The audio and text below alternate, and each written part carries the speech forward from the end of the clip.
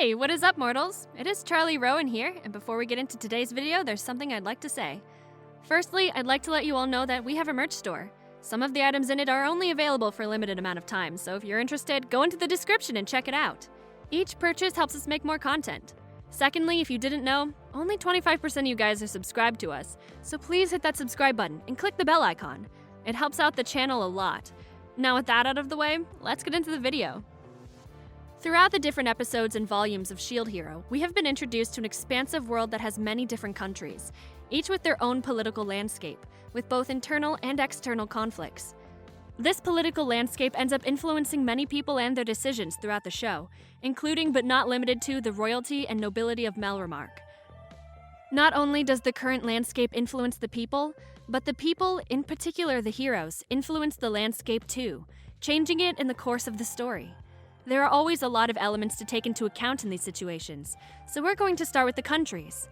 There are 6 major countries that we know enough information about to talk about in detail, these being Melromark, Zeltveld, Fakry, Zeltobel, Schildfrieden, and Kutinlo. There is at least one more, but we don't have enough information on it. Melromark is the country we spend most time in throughout the story. It's the country where the 4 cardinals were summoned to and where the first season of Shield Hero takes place. This is a human supremacist country, where demi-human slavery is legal. Because of past conflicts, this means that demi-humans are abused. In most of the country, the best they can hope for is to be used as slave labor. The country has a matrilineal monarchy, with the queen holding the highest authority. They also have an oligarchy power structure, with powerful nobles bidding to keep in the favor with the monarchy in order to keep their power and influence. Because of the matrilineal monarchy, women hold a higher social value and power than men. Any violation against women is considered to be an offense punishable by death. The national religion in Melromark is that of the Church of the Three Heroes. This means that the sword, spear, and bow heroes are considered saviors and have a high standing, whereas the shield hero is considered a devil.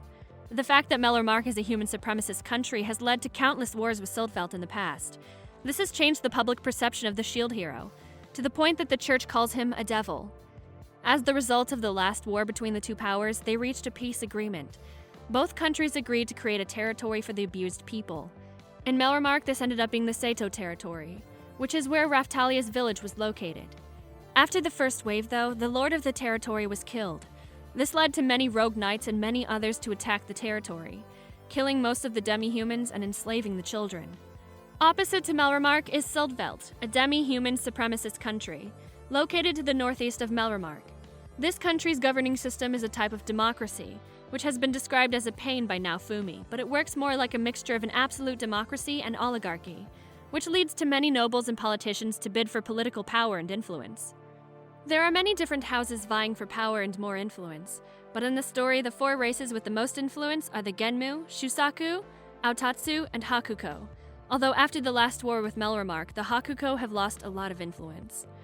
Each of these different houses has different views on affairs. The Genmu, for example, tend to side with the more moderate faction, granting Naofumi's requests. Among the Genmu is also the second most influential person in Zeltveld, which is an elder Genmu. He is only second to Naofumi himself. The Shusaku, although usually neutral, sometimes also align with the more radical factions. The Hakuko are a radical faction within Zeltveld. However, since their leader, the former king of Zeltveld, died, they have quieted down, although many fear their return.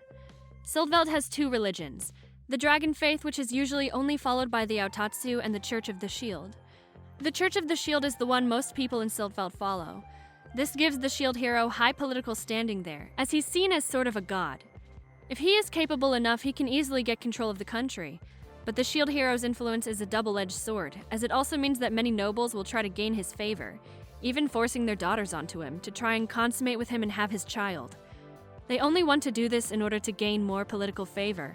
This has been attempted with Naofumi numerous times. In the past, Seldveld tried taking over the world, but was stopped by Melromark and the adventurer Altkray, or Trash. This led to them making a peace treaty with Melromark, which made a safe zone for humans inside of the Seldveldian territory. This safe zone was short-lived, though. Seldveld does have an amazing military power, being able to contain the first few waves in their territory without the help of the 4 cardinal heroes. Located southeast of Melromark is Schildfrieden. It's the newest country to exist in this world. It's about 100 years old. The country used to be a part of Seldveld, but became independent because of the discontent people had with the bloodline politics. This country has both demi-humans and humans at a similar political standing, although we can assume that demi-humans have an edge in regards to power. We don't know much about the political system of the country aside from that it's a representative republic, but we can assume that they have a national Senate power structure with representatives bidding over public favor and national influence. The representatives mostly consist of nobles. This country is both a politically and religiously liberal nation, although because it's an offshoot from Seldveld, we can assume the most powerful religion in the area is the Church of the Shield. Before we get back into the dive, I would like to say that we've got a third channel called Anime Theory. Anime Theory mainly focuses on a large variety of mind-boggling anime theories. Also, in case you guys didn't know, we are a secondary channel to our main channel, We the Celestials. We the Celestials is full of fun what-if stories.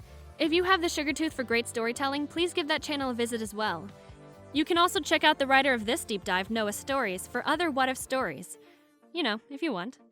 If you are interested in the content we share with all channels, make sure you click the icon on the top right corner or check the description below for a link to the channel. Now with that out of the way, let's get back into the dive. The next town is Zeltobel, also known as the country of mercenaries. It has an oligarchy power structure with powerful merchants and nobles bidding to keep the favor with the merchant council for power and influence. It's actually the merchant council that keeps the country running. Zeltobel is one of the richest countries in the world and a place where most money circulates through. Demi-humans and humans live in peace and harmony here, although slavery is allowed, usually as a means to pay someone back or to guarantee that you'll repay someone. This is also a bit of a makeshift country, not having any formal military, but in cases that it may be needed, groups of assassins will aid in battle. They are an extremely neutral country, not having any bad blood with any nation, nor do they have many diplomatic relations. They'll sell anything to anyone for a profit. As the country of mercenaries and merchants, this country is also where the strongest weapons tend to come from, even attracting all the heroes for this reason. A main attraction that Zeltobel has, something which attracts a lot of people, are the Colosseums. They are the country's trademark. There are many types of battles fought in these. Some are team battles, others one-on-one. These are usually a good way of making money through bets or by winning tournaments. Anyone's allowed to fight in these, and there's no sense of discrimination. Next town is Fakry. For a major part of the story, it's the most powerful nation in this world. It has a long-standing tradition of marrying cardinal and vassal heroes, as well as their children into the royal family. So the royal family tends to be called the bloodline of heroes. They have an absolute patriarchal monarchy with an oligarchy power structure that has nobles wanting to gain the king's favor. Trash actually has ties to the royal family of this country, his elder brother being the king. The sitting king at the beginning of the story was referred to as the Pig King. He tended to have his way with women and use them as toys, having married and killed 9,999 different people. The country has two major religions, those being the Church of the Four Heroes and the Church of the Seven-Star Heroes.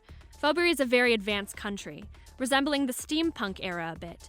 This is due to the massive advancements in technology that the whip hero has given the people, inventing blips, guns, cars, planes, and more. They've had quite an industrial revolution, thanks to the whip hero Tact, although his actions weren't all in good faith. The country seems to be riddled with power struggles, which has allowed the Pig King to maintain his place on the throne even despite the situation he has created. As the most powerful country, Fakry has the strongest military, which is why no one has succeeded at taking over the country without the risk of being destroyed. This has led to the king to get his way in multiple negotiations, hence his number of brides. Despite the political situation, the country is very advanced and progressive, having both demi-humans and humans have the same political standing. Located towards the east is an isolated nation known as Kutinlo. The only way of getting to this nation is by ship, and even then you have to express permission from the country or you'll probably end up dead. This nation has a strong feudal Japanese aesthetic that contrasts heavily with the medieval European aesthetic of the other nations. As far as we know, this country doesn't have slaves, and humans and demi-humans seem to coexist with similar standing. However, demi-humans have a higher social standing. This country doesn't have legends of the four holy heroes, instead believing in its own faith, which focuses around the Heavenly Emperor. The country has an absolute monarchy with an oligarchy power structure that has many nobles bidding for power. However, due to the Heavenly Emperor being a child, he has been easily manipulated and leading to vast corruption inside the country, which upset the faith. Raftalia is actually part of the royal family of this country.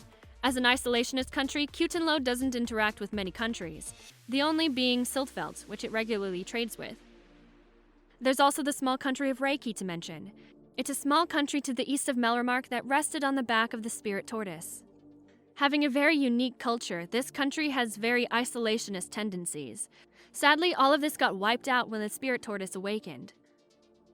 Other known territories are the Chalmera Archipelago, which is unknown if it's independent or if it belongs to a country.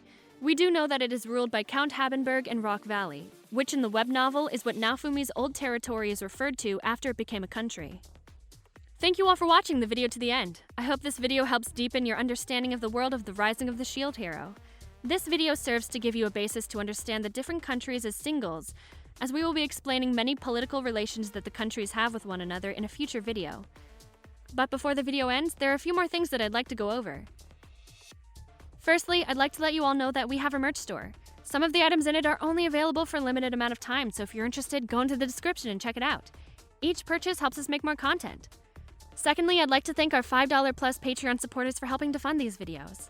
Lastly, on behalf of We the Celestials, I'd like to thank the writer for this video, as well as the editor for this video. Their details will be in the description. If you're a voice actor, editor, or writer, or you're interested in becoming one of those, go to the Discord that's in the description of this video and hit up the head of one of those areas. We're always looking for members to join us. That's it from us for today's video, so thank you all for watching. And don't forget to hit that subscribe button if you're interested, and hit that like button if you like the video. Until next time, peace out, mortals. Have an amazing day.